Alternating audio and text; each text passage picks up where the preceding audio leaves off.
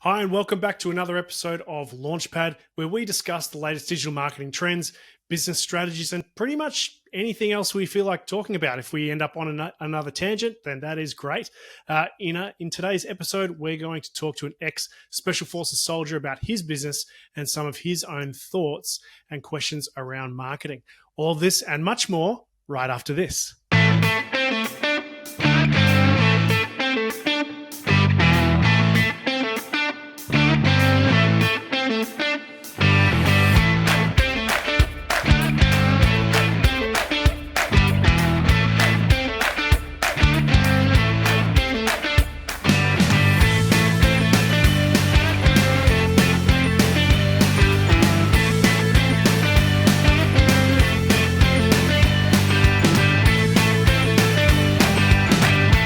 Hey everyone, and welcome back. As we said in the beginning, we're going to be talking to one of my friends, Tom Brown, who is an ex-Special Forces soldier, and we're also joined by Tina Hay from Puzzle Media. Thanks both of you for joining us today. All good.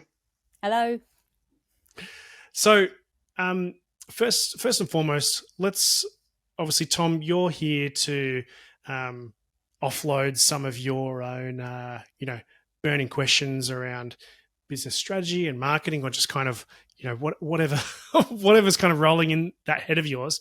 To give the audience a bit of a background first, though, the way I know Tom is that we went through basic training together in the Army. Tom went on to become a commando and had an interesting military career, and is now started a really interesting business that is kind of tangentially related to his service and career in the military. So, Tom, without kind of stealing your thunder and, telling your whole story, do your best to give us a 2-minute overview of your business and your background story. And I say that tongue in cheek, but also semi-seriously, because if there's one thing that Tom loves talking about, it's himself. It's what I'm best at. So please go ahead and give us that sort of rough timeline of your service history and your transition into civilian life and what you're doing now with business. Yeah. All right. So, like you said, I was a special operations soldier. My career has lasted 12 years. I did multiple deployments overseas to the Middle East, as well as some domestic counterterrorism stuff. And sort of toward the tail end of my career, I was a dog handler, and I was handling assault dogs, so like attack dogs for the layman. Anyway, I had a bit of a personal sort of crisis at that point in my life, and my dog career and my military career essentially ended in a very short period of time. So when I left the military, for me, there was a big adjustment phase about, what I want to do, who am I, how do I contribute, that type of stuff. And because of the way my canine career ended, I had this real bee in my bonnet that I just wasn't finished with canine. So I did a whole bunch of different things like pet training. I developed some dogs and then sold them, like attack dog sort of thing. I did a bit of consulting work. And ultimately, what I settled on was equipment. So there was a deficit in the market when it came to tactical equipment. So a lot of the stuff that people use is either repurposed pet equipment, like sport dog equipment, or it's stuff from overseas. So essentially I tried to fill that gap with like built for purpose tactical dog gear, based off my experience, stuff that I did in the military and then post-military. And long story short, it's gone really well. It's like people are loving it. It's gone well in Australia, and it's going well overseas as well. That was an incredibly concise intro. I'm actually very impressed. Yeah. I've used up all my self-discipline. What are we going to talk about now for the next 58 minutes? 58 minutes? Was this like a short podcast or something? And so, and Tom's had an interesting journey.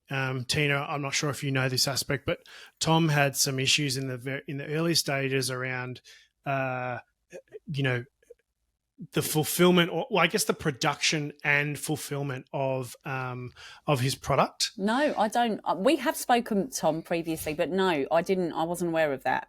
What what was the issue? You get your stuff made here in Australia, don't you? I get my stuff made 20 meters in that direction, right behind awesome. me. Yeah, I remember that you met you. I remember speaking about where you have everything manufactured, but no, I wasn't aware of what happened prior to that. Yeah, well, I'll give you the skinny, right?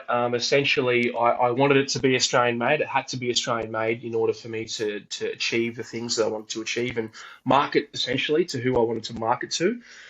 So I used another veteran company called Krieger Industries, Townsville.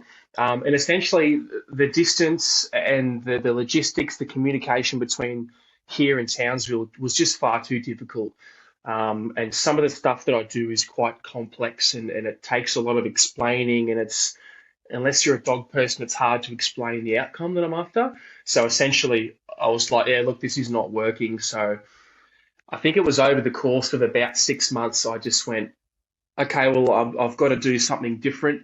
And then I just started my own manufacturing business down here in my warehouse. Watching Tom's progress from starting out at kind of zero to then the battles with, having some issues around the production and supply and fulfillment of his product, though excellent, if people aren't getting their stuff on time or it's wrong or something, obviously there's no point. It doesn't matter how good your stuff is. To him, essentially just making that call to go, oh, I'm going to control the manufacturing as well. And, that might sound like, oh yeah, cool. Well, you can just go do that. But he had that. What that means is immense, because he had to then go and buy the machinery that handles all of the textiles and the stuff that actually makes the product, hire somebody that's then going to operate those machines and all this. So, talking about kind of sticking your neck out for a lot of people, myself included, if I were in that position, I'd be like, you know what, I'm just going to go do something else. but he's just going, nah, let's, he sold his vehicle at one point to pay for one of the machines or some of the product or something that you had to order, right? Yep. And I remember one weekend he calls me up and goes, oh, hey, Stu, can you come pick us up? I was like, oh, yeah, okay. Oh, yeah, I just sold my car so I can buy that. It's like, what? So talk about a roller coaster of emotions, but fully committed to his end goal, which is having kind of end-to-end control of the whole bit. I mean, save for probably the couriers that you use to actually deliver the product, right? Yeah, pretty much, man. And look, if I could boil it down to one word, it was control. And control in a few different ways, like control of systems and control of the way that the business mechanisms were working, but also creative control. Yeah. Probably the creative control was equally weighted with the business and the systems control. And yeah, so you hear about a lot of people that actually offshore their manufacturing only to not have the right patent in place. I don't know if that's what, if your stuff is patented, and then the suppliers that they're using overseas and manufacturers ripping off their. I've had a few conversations over the years with people where that's happened to. With certain, one lady was producing mats for babies. So, but she'd actually gone and got them designed, was getting them manufactured overseas. And then suddenly this design that she'd got someone, I think on the Gold Coast to actually illustrate was then being replicated, everywhere. And then that just takes away that uniqueness of your product, doesn't it?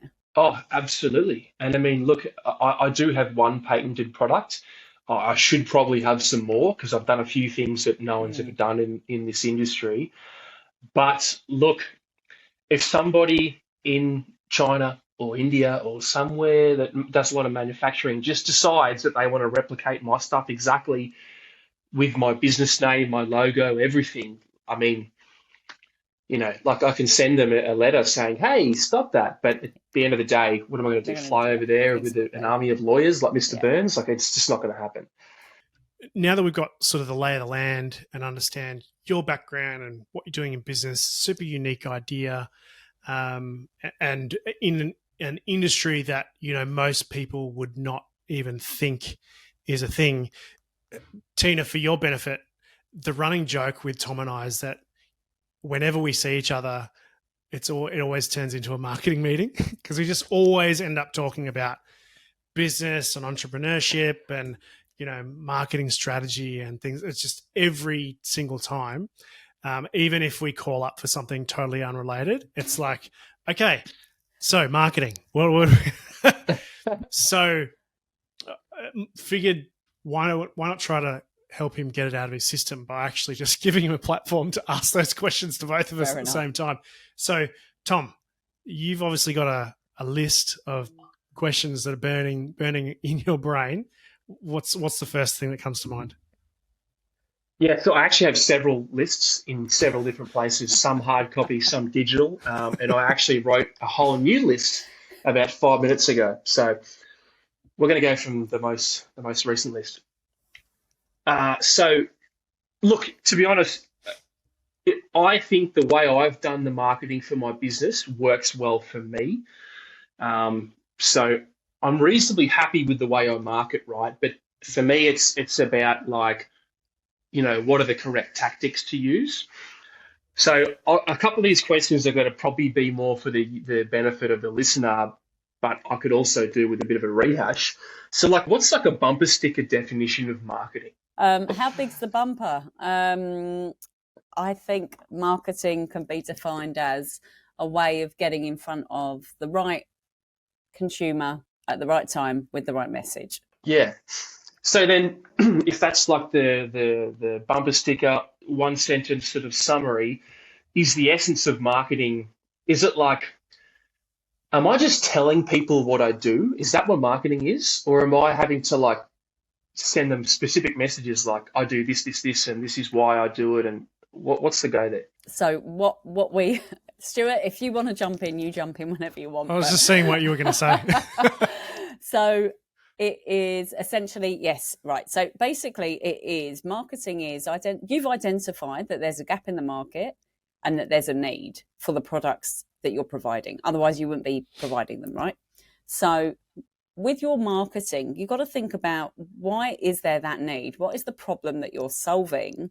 And how do your different products solve that problem? So it isn't just you kind of saying, buy this or buy that. It's this has been designed and manufactured to address this need or this issue that you're having, this challenge that you're having. It's having that conversation.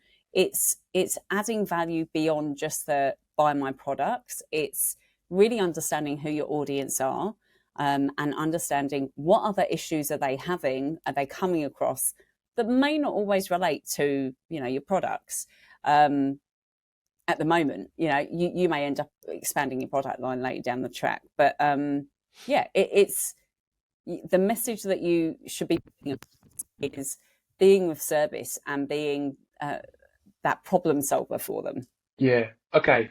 And I've always liked that term, like, what's the problem you solve? Because it really boils, for me, that's the question I try to answer. And sometimes I'm a little bit like, oh man, do I give them like, oh, it's Australian made and it's I'm a special forces soldier, and I'm sort of like, am I just telling them cool things, or am I actually giving them information that is relevant to them? If that makes sense. There's pretty cool things that you'd be telling them, to be honest. Let's be honest, right? But I think what it boils down to is, because of your background, you haven't just kind of said, right, I'm going to develop, some dog collars. I'm just going to go and develop some dog collars, and I want them to have this kind of look and feel. You've actually worked in that field with certain, canines that are bred for. So I'm not an expert in this area, but that are bred for whatever it is that they're bred for. So you have that background and that experience. So that gives you the upper hand when someone is looking at, why should I buy from, Tom? It's Origin K9, isn't it? It Origin? Yeah.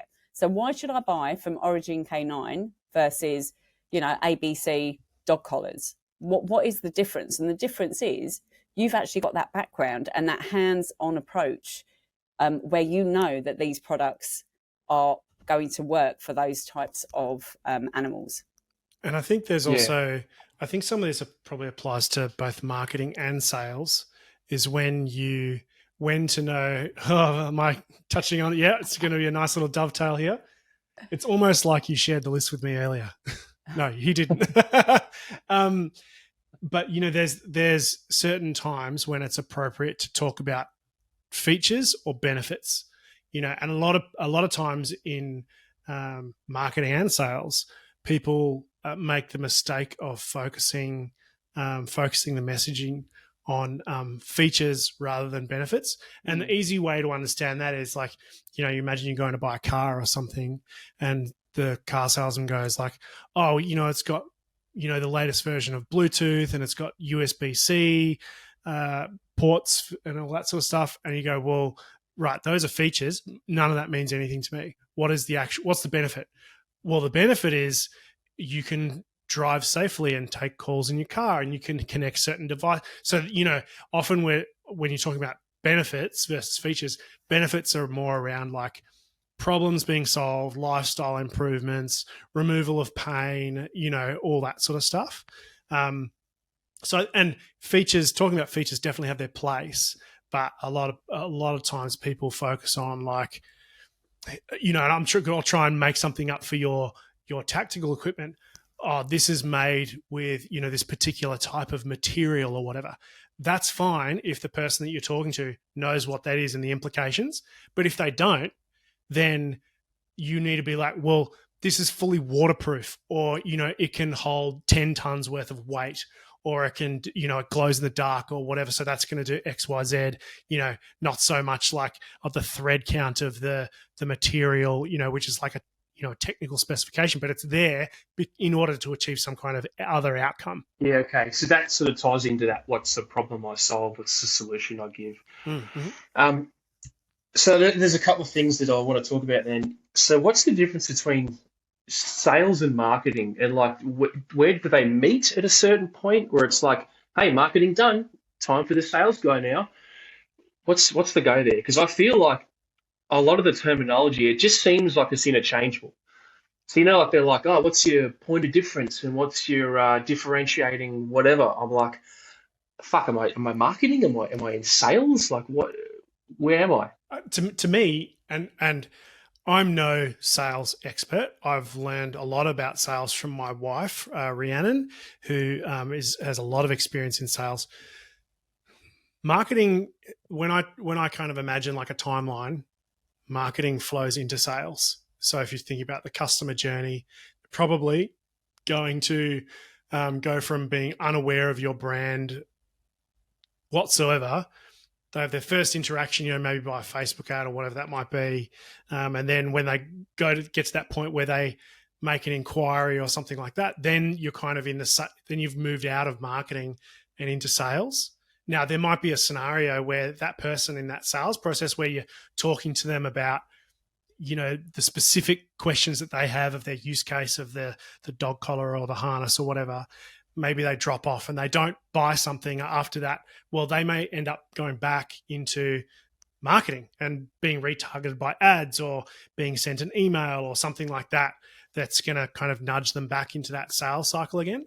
So I kind of imagine it as sort of a linear pathway at a macro level, but it can have kind of loop backs in between at the same time. Is that how you see it, Tina? Yeah, absolutely. I think marketing is sharing what you do, it's sharing why you do it, it's sharing the benefits, as Stuart touched on just then, the benefits of your products. Sales is the conversion from someone understanding who you are, what you do, what your products can help them with, to actually making a purchase. At that point, they become a customer, and then you still need to continually market to them. So once they become a customer, you don't just want to sell to them time and time again. You still want to take them down the path of that education, that adding value. Why is your tactical equipment, like what it can do, different, I don't know, training tips for these canines.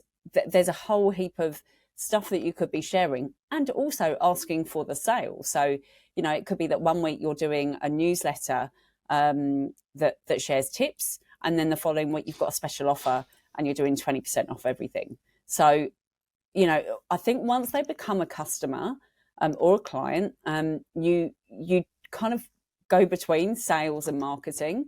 But up until they become a customer, up until they purchase from you, you just want to be really just marketing to them. So, and I can sort of, as we sort of say this, I can see the gears turning in Tom's head because Tom's actually an interesting, his kind of marketing strategy kind of isn't really what most people would utilize as marketing in their business. It's a little bit different because he is not out there trying to like show ads to people who want tactical canine gear. He already knows who they are, and he kind of uses his background and industry connections to get in the door with those people. And so his kind of marketing is almost like the beginning, like the first stage of a sales process in some ways. Or, you know, you went to that trade show. So you would consider that trade show that you did kind of a form of marketing, but it's sort of like the very tip of a sales process at the same time. But what Tina's describing is, you know, let's say someone that you meet at the trade show then goes and buys a bunch of stuff. After they've already then become a client, you know, you might have that loop back again where, like Tina was saying, you can send them newsletters about, you know, the different products that you're doing. So that's marketing because, you know, you're kind of giving them info so that they might go and buy something later on. Or, you know, you could potentially show them stuff, you know, you could send them emails about, hey, you bought this, here's what other people tend to buy when they buy that product that you just bought. That's a form of marketing, but it's closely kind of related to your sales cycle as well. So your standard kind of timeline is probably a little bit different. Structure with marketing and sales is probably a little bit different to a lot of other people. You know, like where they're in like a plumber who wants to show an ad to someone who's searching for plumbers, and then they call them the plumber up, and then there's kind of a sales process then to get them to book and all that kind of thing. For lack of a better explanation, it's like marketing's like the awareness piece. This is who we are, so they have an understanding of you, the concept of what you do, the problem you solve, etc. And then the sales piece, this is the way I sort of visualize it, is when they make contact or you make contact with them. And I think that's why you were saying mine's probably a bit more salesy, because I'm like, hey, bro, it's Tom. How you going? Have I told you how awesome I am? And they go, well, I obviously already knew that because of your marketing, but is that the difference? So like marketing, awareness. Sales is like, okay, let's have a conversation about what we do next. Yes. Sorry, Stu. I thought you were going to answer. Yeah, that's exactly what it is. That is exactly what it is. Sales is when it's that journey to the transaction, when they're interested. I guess from you know, if someone's clicking on your website to order one product, it's the experience they have when they go on. How easy is it to add to cart and order? If you're having a conversation with someone about ordering a bulk load of product, or you know, providing, I don't know if you do wholesaling or anything like that, but having those types of conversations, speaking to, I don't know, any pet barn and see if they want to stock your stuff. So having those conversations, that would be a sales conversation. It wouldn't be a marketing conversation as such. Yeah. And I'm sure there's plenty of minutiae too when it comes to, like, you know, at what point do you now marketing and then you're in sales? Like, you know, you click on the website, you're still in marketing, you click a product, now you're in sales. I'm sure there's plenty of like tiny little, you know, some of those things that you don't need to really worry about. But the way I visualize it is like if I walk into a store, I'm in the marketing phase. The guy goes, hey, how you going, man? Yeah, good, thanks, bro. Still in marketing. And as soon as he goes, hey, can I help you with anything? That's the sales sort of thing, because he's now engaged me. We're engaged in this. And even if I just go, no, I'm good, thanks, we're still in the sales thing, because we've now there's a like an interaction, a rapport, so to speak. The way I imagine it is, you know, like, let's say if you imagine a larger organization that's using a CRM like HubSpot or, you know, any of the others that are out there, you know, the traditional kind of model is you've got campaigns where they're, you know, like Facebook, YouTube, SEO, like whatever it is, email, all those kind of things that are really designed to, as you said, create that awareness around the product or the brand or whatever, generate, if it's a service inquiry or even if it's a product inquiry that they sell, generate some kind of a lead that goes into a CRM, and then some salesperson in that organization who's connected into that CRM then gets that lead and starts communicating via phone or email or text or whatever with the prospect, and going, hey, you inquired about this, or what questions do you have? Now we're in the sales process, because they're kind of holding their hand and walking them towards the finish line, helping them make an informed decision.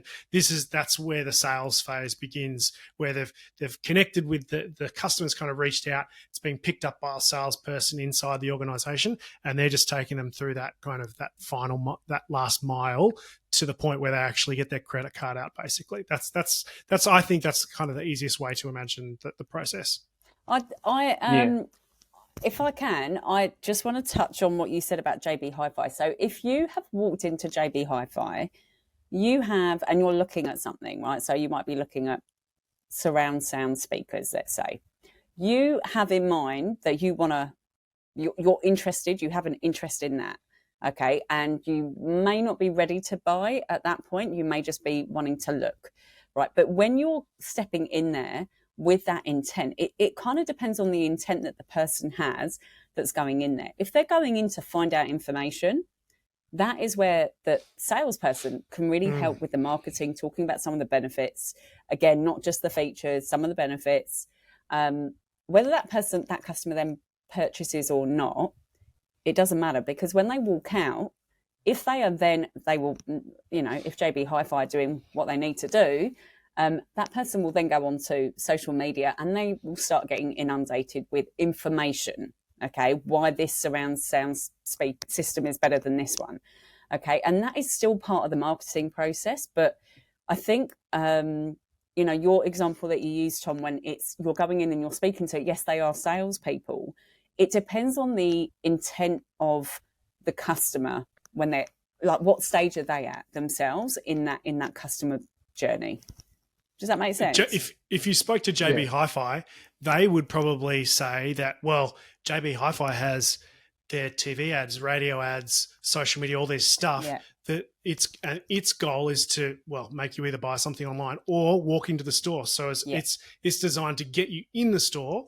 And then once you're in the store, that's a sales environment. That's what, as soon as you step foot into their premises, this is sales right now. Yeah. And that's why you're surrounded by salespeople who I'm pretty sure they get paid a clip of whatever you buy. So that is a sales environment that you've just walked into there. And as Tina said, this is that kind of the loop. If you don't actually end up walking out with the thing that you were asking about, back into marketing. Back in the loop.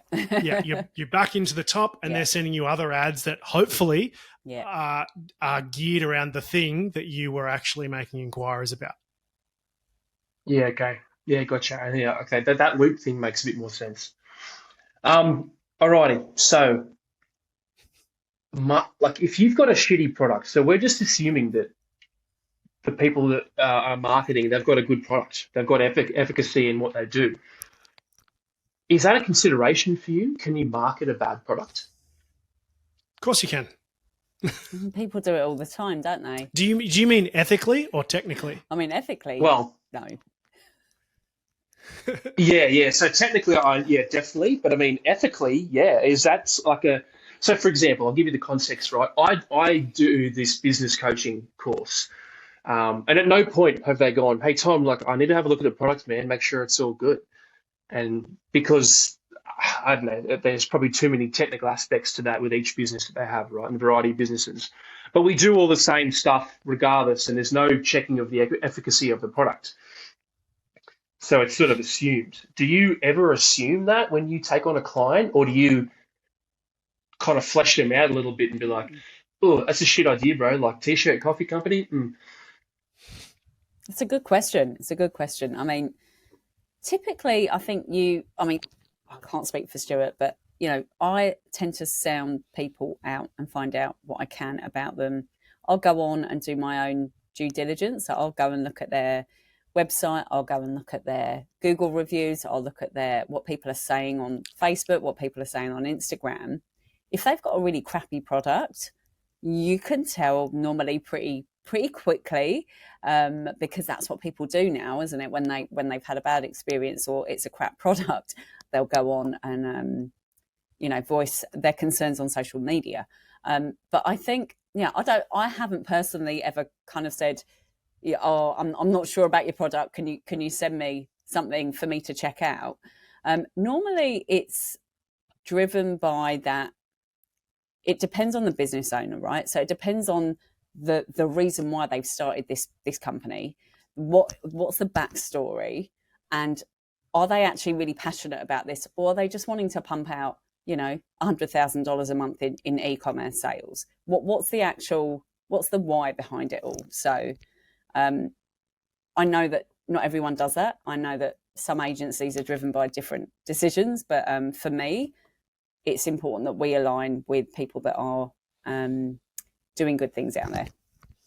I think, as you say, obviously, technically, you can do anything you want. So this is a question about ethics. Ethically, I remember when I was in university studying graphic design, and the lecturer asked us a question about ethics, what clients we would choose to take on because of ethical reasons. And at the time, I was broke. So I was like, whatever, mate. Like, I'm going to money. I'll do it. No, I'm not worried about anything. I just didn't understand. Do you want to design a better swastika? Sure, here you go. Yeah, exactly. So I was just like, nah, whatever, ethics. Like, if they're going to pay me, I'm going to take the money. But yeah, I was dead broke. So like, clearly that's where my head was at. And it was only I think maybe last year when I was actually had a real world example where someone with I can't actually remember what they were doing, but they're somewhere in the adult space. And, not that there's anything wrong with that. They weren't doing anything illegal, but it was like, this isn't really it wasn't an ethical question. What they were selling wasn't wrong, but it was like, I just don't know if this is a good fit for our brand to be doing this. And I also, now I have a little girl, I also was like, I don't want to ever be in a position where I'm working on a campaign generating some like banner ads or whatever, and my daughter walks in and has to see something, and I've got to explain, so it's like, we'll just give that one a miss. At the same time, though, there are easily scenarios where, let's say, a competitor of yours wanted to do marketing and their product is inferior to yours. It's not the worst. It's not like going to fall apart straight away once the customer gets it, but it's definitely not as good. Some people would argue, well, their stuff isn't the best, so you shouldn't be working with them because it's an inferior product. But, it may be good enough to serve a purpose. And at the same time, the marketing people like me, I'm ill-equipped to determine, I could look at your stuff compared to somebody else's and go, oh yeah, this all looks like pretty good stuff. But then you might look at it and go, no, that's garbage. Yeah. You should be ashamed of yourself. So I think there's some scenarios which are very black and white, and there's other ones which are a bit like, I don't know. Yeah. Okay. Yeah. So I guess there's a bit of emotional intelligence and a bit of, there's a bit of nuance applied to that sort of stuff, ethically anyway. And I think it would be easy for an agency to go, well, that's none of my business how good the quality of the product is. My job here is to make people buy that thing. That's what I'm being engaged on. And so they have to answer their own sort of ethical questions of, do they actually know that what they're marketing is trash, or do they not know? And so they're just like, well, I'm just doing my job, which is this bit over here. Their issues around the quality of the product, of fulfillment and customer satisfaction, that's a you problem. I think there's a lot of different. I think there's no one size fits all answer to that kind of question. No, it's very personal. Yeah, okay. Yeah, it makes sense. I like those answers. So I've got a couple more. I know we're sort of getting up to that time that you want to cut me off, deplatform me. That's fine. Cancel culture. We're going to cancel you. Yeah.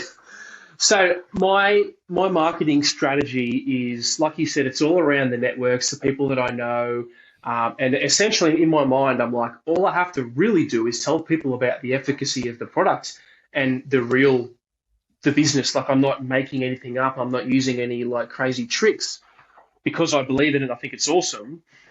Um, and in that sense, I only want to grow my business organically. Like, I don't want to use any paid ads because I'm a little bit icky about it, right? Like 100%. I've done it before with my pet training business. Worked awesome, great return. It was like 6 to 1 or something.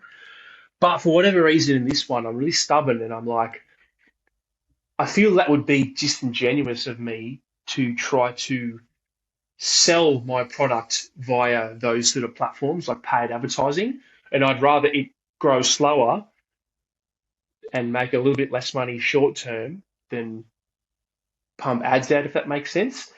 Like, what's the balance there? Am I completely wrong, or am I just like, will I come to a point where I'm like, paid advertising, I've gone as far as I can go? Uh, I'll throw a question back at you. I'll do that thing where we just throw questions at one another because that'll be fun. No, thank you. So why does what is it about paid advertising that makes you feel that it makes you feel uncomfortable? I feel like I don't need to. At this stage, I feel like I don't need to. I've got enough connections. I'd rather, and I pride myself on creativity, right? And I pride myself on the way that I market, like the podcast, or some of the merch that I do, some of my little ideas around, I don't know, like the YouTube videos or whatever. Like, I'd rather earn it than buy it, if that makes sense. Yeah. And that makes total sense. So you get to do your business whatever way fits in with you, right? There is no this is a cookie cutter. You've got an e-commerce business. This is what you need to do. This is how you need to do it. You've got to do it in a way that's aligned with you and with your ethics as well, right? Because you've asked us about our ethics in terms of taking on clients that maybe have not superior products or whatever, perhaps doing things that maybe they shouldn't be doing. But ultimately, as a business owner, I think it comes down to you doing you and you doing your business the way that you know how. And if that's working for you and, you're getting the product into the right hands, you're getting in front of the right people, and you're not needing to do paid advertising, then why would you? Because it is an extra expense in your business. But there potentially will reach a point where you'll kind of reach possibly a cap where you will want to, you may want to grow further, or you may then decide you're going to sell the business somewhere or whatever. But I truly believe you kind of reach a cap, and then you have to, whether it's paid advertising or something else, but what kind of gets you here won't get you to that next level if that's what you're wanting. If you're happy doing what you're doing in your business, and it's working around your lifestyle, and you're earning good money, and you're getting in front of the right people, why change that? Just my thoughts. Yeah, the way I look at it is kind of, I have a pretty simple decision-making process around that. Because Tom, I also sort of, when we talk about this, I get the sense that sometimes you feel like there's a similarity between running paid ads and being like an icky salesperson. That's sort of like a real estate guy, like, hey, come on, like sort of sleazing onto people. I sort of sometimes I get that sense that that's sort of how you feel about ads sometimes. I would say that going the slow route and growing things organically, as you put it, there's totally nothing wrong with that, so long as that aligns with your goals in the business. If you've got certain goals for growth and customer acquisition or sales or whatever that are like this, but your current organic strategy is producing results like that, then you've got a problem. There are a lot of businesses that rely solely on word of mouth, and word of mouth is awesome. Everyone knows that feeling. I know I do. When somebody has been recommended to you by somebody else who's done business with you in the past or something like that. And they're like 80, 90% going to buy with you before you even say your first welcome sentence to them. Word of mouth is awesome, except that word of mouth doesn't tend to scale very well. And like Tina said, there's a point where if you're happy with whatever your organic growth rate is, great.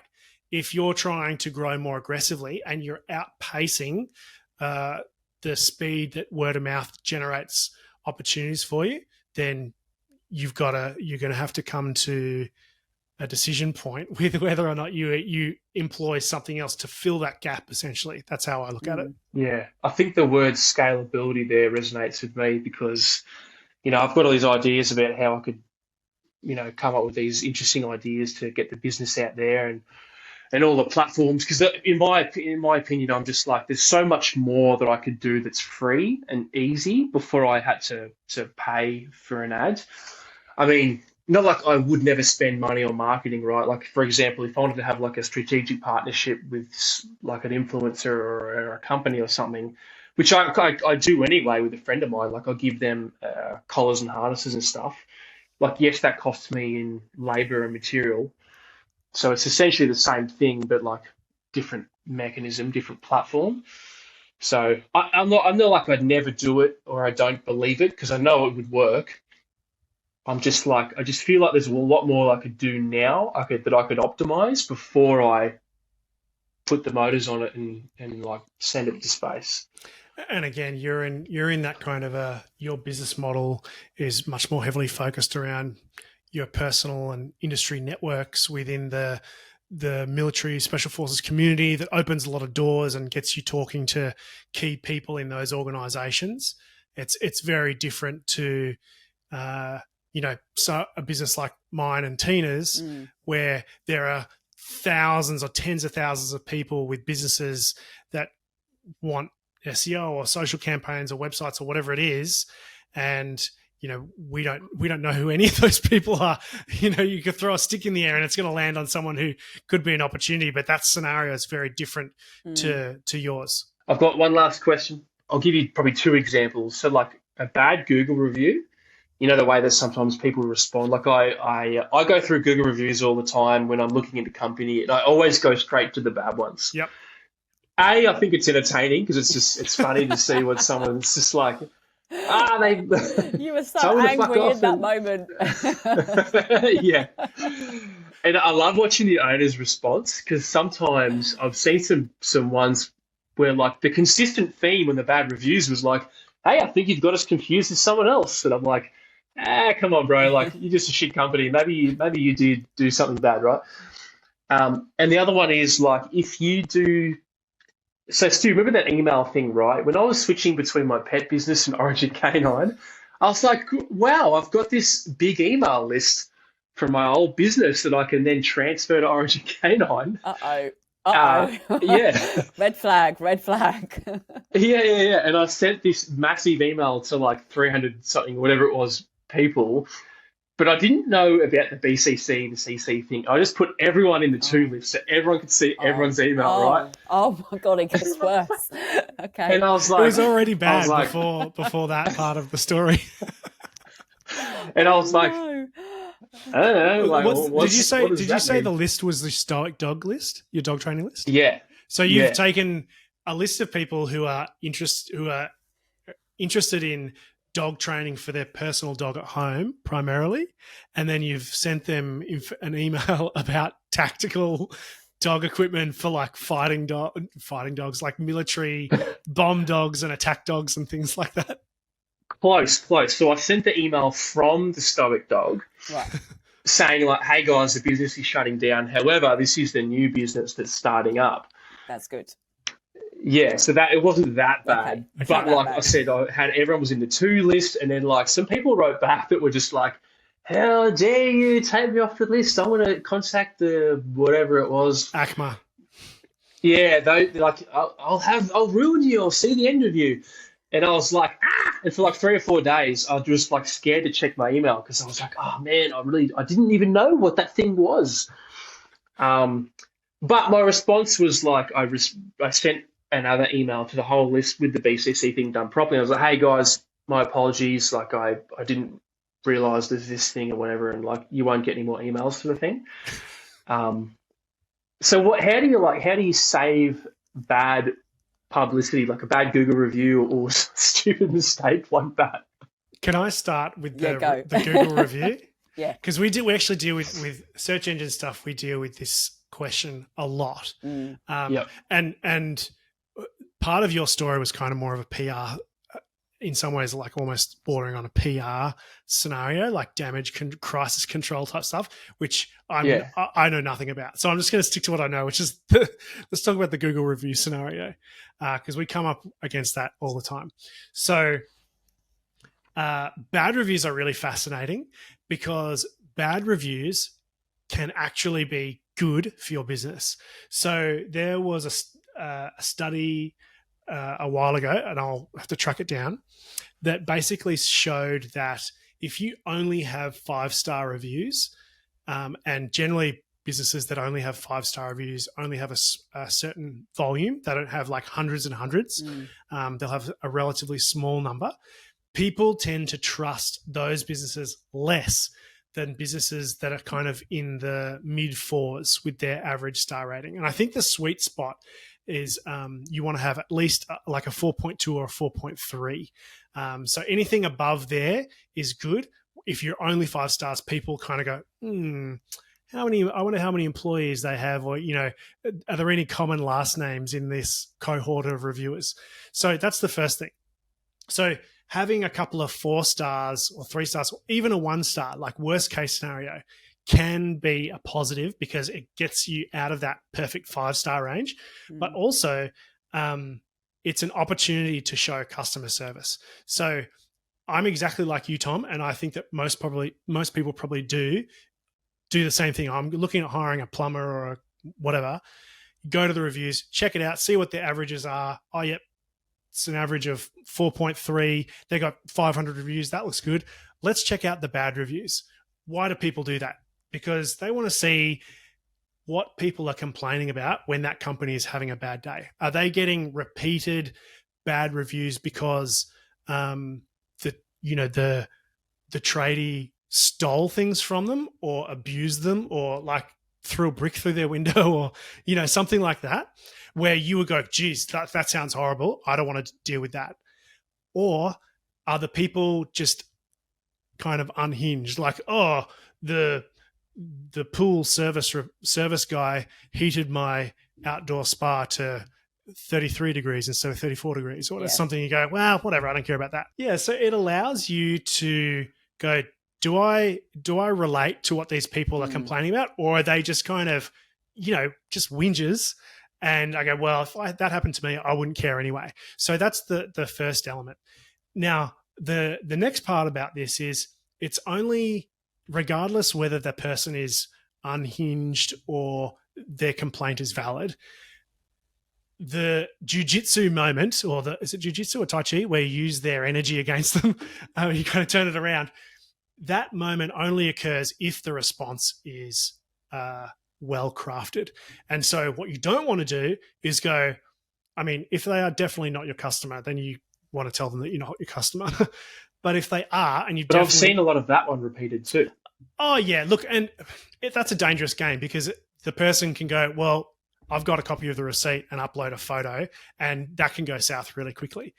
So that's a high risk strategy if you're trying to just like, like, you're not a customer. What you don't want to do is get personal and emotional, which a lot of business owners, particularly small business owners, struggle with because they're very emotionally attached to their business and they feel like they've been, that they've done the dirty on them kind of thing. And so they'll go, well, how dare you say that? You were a disgusting person. And everyone reading the reviews is like getting the popcorn out, like, whoa. But it's not good. It doesn't make you want to do business because you go, well, if something happens and things don't go well, this is likely to be how I get treated when I raise my valid complaint. What you want to see is an overly generous response and an offer to make it right, even if it's not your fault. So basically, hey, look, really sorry you're upset. Here's the direct number of the office manager. I've briefed them on the situation. Give them a call. We'd even like to invite you in to the office to meet with so-and-so directly, and they'll set aside some time to fix your problem. We want to make sure that you're okay, da, da, da. And obviously you don't want to neglect the facts. Like if it's their fault, you don't want to make out as though, yeah, we screwed up, but it's still, you can do that and make that clear, but also be super, hey, we know it's your fault, but we're going to help you out anyway because we're just that great, and just be super friendly and accommodating. And the person that left the review is either going to do two things. They're either going to jump on and reply and vent, and they're going to go, oh, well, you guys suck anyway, and blah, blah, blah. And what that does is that people read that conversation and they go, well, this person's just being a dick now. They're just unhinged. Yeah. And therefore, I'm not like that, so I'm probably going to have a good experience. I'm not worried about this bad review because they're clearly got an axe to grind here. Or they're going to probably not respond at all. Most people probably won't go, oh, okay, thanks. Yeah, I'll take you up on your offer. I'll call what's his face tomorrow.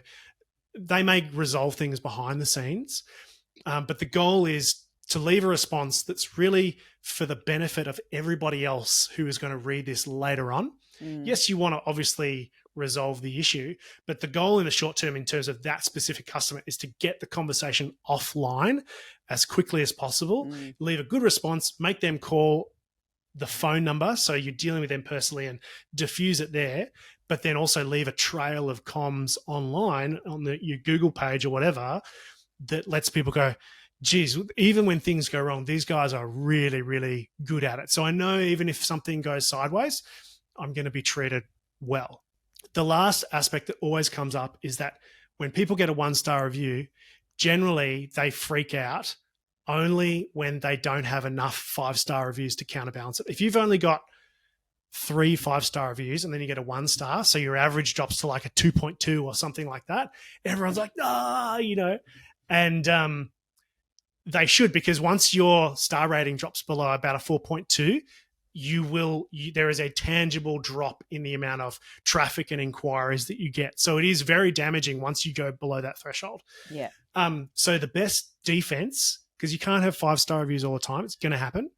The best defense is a good offense. So you want to have as many 4 and 5-star reviews as you possibly can get, so that when you do get the occasional person that leaves a 1-star review for whatever reason, it doesn't wreck your entire online reputation and instantly cut down the number of customer inquiries that you're going to have. Gotcha. And that's all I've got to say about that. Yeah, what's Stu said? No, that was good. That sort of clarified it. And I think I agree with you, man. Like, because I'll go through the comments of someone else's reviews and I'm like, I could think of a funny, sarcastic response to that. And I'm like, because I would laugh at it, but I'm not like everyone, right? I'm a little bit out there. So, like, what I think is funny and clever, somebody might be like, oh, what a smart ass. I don't want to go to that guy. But I guess it's got to be genuine too. So you can't be like, oh, he threw a brick through my front window. You're like, oh, so sorry, you're upset. Like, call the number and we'll unbrick your house or whatever. Yeah. Interesting. Actually, can I have one more? Let's go for it. Request we'll just edit it out an later. extra. So tactics versus strategy, right? I'm sure you guys get a lot of people who are new to small business and they're like, marketing is a logo and a Facebook account and I'll do some paid ads and like, but I'm good to go. Do you ever have to explain the difference between tactics and strategy to people? And because I'm sure everyone wants to drag you down the tactics hole, like, oh, but should I do SEO or should I do Facebook ads? And you're like, you need to know who your clients are first. So you need to know what you're going to tell them. Like, what's the balance there when it comes to tactics versus strategy? Yeah, look, it's you don't know what you don't know until you go into business, right? So always start with a strategy. We try and always not try. We do always start with strategy. So it's clients will come to us and say, we really want to run Facebook ads, and we have to understand a bit more about their business. And if they have just started, they think that turning on a Facebook ad is the first thing that they should be doing, whereas actually they've got to do a whole load of other work before they even consider doing that. And likewise, you know, they want to do all of this stuff, all the tactics, but they don't really have an idea of, well, you know, who they're working with, what their value proposition is, what value they're actually adding through their products or their services. So it's just taking people back just one step to identify, let's work out what this is. Let's work out where you want to be. You know, if someone's sitting there saying, I want to sell, I don't know, 1,000 products a month, and they've just started, is that realistic based on your target market, your products? Have you got the capacity to manufacture that many products? Have you got fulfillment sorted out? Have you got customer service? So, you know, asking those questions and really getting people, like just helping people think about the questions that perhaps they haven't thought of when they start, you know, when they're starting their business. Yeah, because I see, like I've done a lot of work on the business, right? I've been slogging it out for about 3 years in various different formats.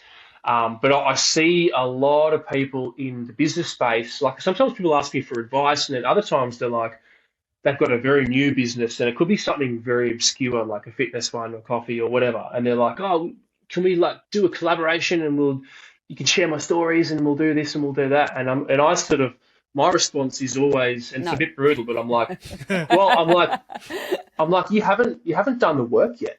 You haven't done enough to just like attach yourself to someone else's business. And, you know, their mentality is, oh, like a big account will share one of my stories and I'll just get this influx of followers. And I had to learn that the hard way too. Nothing's ever just exploded by business. It's just been gradual over time. Yeah. So yeah, like, do you have to sort of reel people in and help them with that sort of stuff? Is that what you were saying before? You've got to help them with that. Yeah. Help them realize that before you go, okay, now we'll do paid ads. Yeah, we do. And it's, you know, if they're coming to us, say they are coming to us for paid ads, but they haven't done all the rest of this work, we're not going to take them on and do paid ads until they've gone away and done that work. Some of that work we might be able to help them with. Some of them we might be sending them to, you know, if their website's crap, we'll send them to Stuart to fix that up and, you know, start again, basically. So it's having the conversations and understanding if we can't deliver, like anyone, yes, we can take on a Facebook ad client. I'll take one on tomorrow, done. But if we're not going to be able to deliver results if they haven't done that back work, if they don't understand their product and service, if they don't understand the why behind their business, their story, their, you know, what content they're going to be putting out there, what else they're going to be doing. It's not ever about having, and we talked about this last week, didn't we, Stuart, about it's not ever about having that one channel or one tactic that drives all of your business. That's really, really risky and not advisable at all. So it's just educating people on all of these different things that they need to, I guess, consider before they go ahead and pump all their money into Facebook ads. It makes it really, well, essentially impossible for us to do. You know, if someone was like, oh yeah, I sell dog collars, and then me and Tina go, okay, who's your ideal customer? And they go, anybody Dogs. with a dog. And it's like, no, that is not the answer. Incorrect. Because, and while, you know, you might think, well, hang on though, anybody with a dog could have a $20 collar, but it's like, well, hang on, are you going for the low end market? Are you going for the high end luxury? Are you going for kids, adults, men, women? Where are they located? Like, what are they into?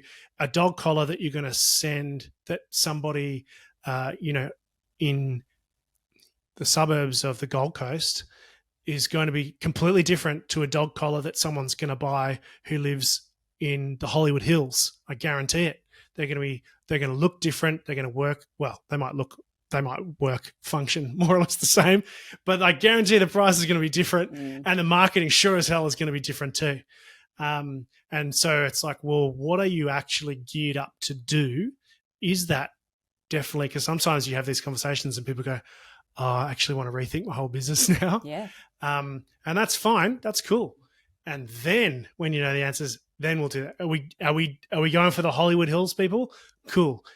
That campaign is going to look completely different to the campaign for the people that are going for the budget $20 collar, down the road kind of thing. But look, I think we should wrap it up, and we can, Tina's going to be away soon. So maybe you can jump in as the co-host, Tom.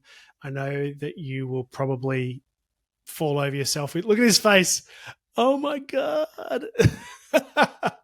You can fill in. It'll be great. It'll be good fun. I'll come back. There won't be a spot for me anymore. Tom will be sitting there. Oh yeah, I'll be like our new co-host, Tom Brown. It'll just be called the Tom Brown Marketing Plan. Not even Stuart will be there. It's just Tom talking to himself. And not even talking about marketing, just telling his life story. Tom, what do you think about Whelp? I love it that you're already tooled up, ready to go with 2 microphones for yourself. Brilliant. So I think that does just about wrap it up for another week of Launchpad. I hope you have enjoyed the episode. If you are tuning in, I want to thank our audience, people that watch on Spotify or YouTube or any of the other podcast platforms that are out there. There are many. And obviously I want to thank our guests, Tom Brown and Tina from Puzzle Media, co-hosts. Thank you very much for showing up again and taking part. And like I said, make sure you follow along on social media. Send us a message if you want to. Contact us. Let us know the kind of topics that you want to talk about. And we can explore those concepts just like we've kind of done in a live session today. So from us here on the Launchpad podcast, thank you very much once again. And we will see you next week.